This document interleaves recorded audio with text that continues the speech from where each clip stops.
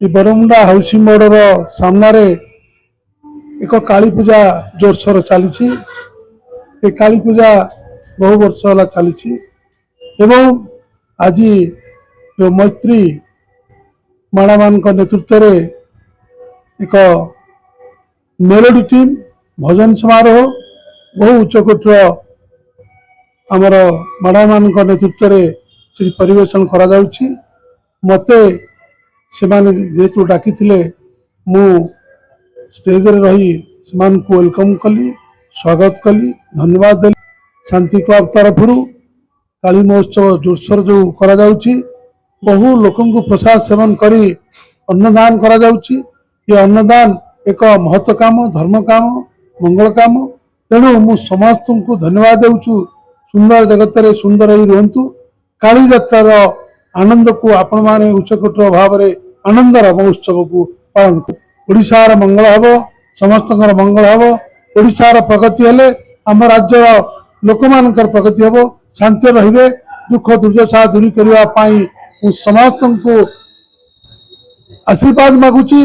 प्रभु आपण माने समस्ते आशीर्वाद दिंतु आम प्रभु आमर जनसाधारण भाई भौणी मंगल कर। मु देवस्मिता मुनि मु गोटे सॉफ्टवेयर इंजीनियर माँ भी भक्त काली को मु आरंभ रू ही पूजा करे तारिणी काली दुर्गा माँ सहित माने पिला दिन रू ही मोर से भक्तिटा अच्छी सब बेले मु मंगलवार भी उपवास रखे माँ मोर माँ प्रार्थना कि समस्ते रोग मुक्त हुंतु।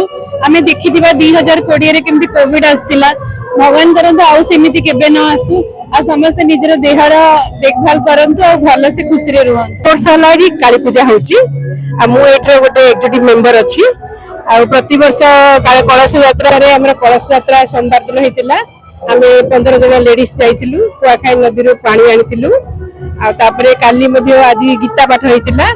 आज मोर मैत्री महिला समिति मु सेक्रेटरी अछि मोना पुष्पलता मुनि आज आमे गोटे भजन करूछु आ प्रति वर्ष हमर भजन प्रोग्राम करूछु। 18 वर्ष हला हमर एठी ए क्लब रे काली पूजा होची आ 18 वर्ष हला मु पूजा रे अछि आ सब वर्ष कलश बसा करूची एवं भजन प्रोग्राम 3 वर्ष हला भजन प्रोग्राम करूछु। मां को बहुत भक्ति भाव आसे मां जहा कहले मोर सुनंती आ मु काली मां को परे मोर सब विश्वास आशा सब बड़े अछि।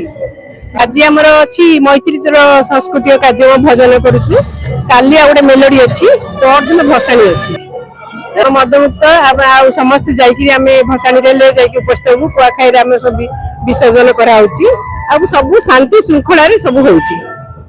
मां के पाकर प्रार्थना करछु एई शांति क्लब रो उन्नति हो आमर समस्तंकर सब सभ्य सभ्य उन्नति हो समस्ते भल रुहंतु। पूजा आमर सेमिति सब बेले चली थाउ आ मैत्री सब बेले शांति क्लब सहित जड़ित अछि।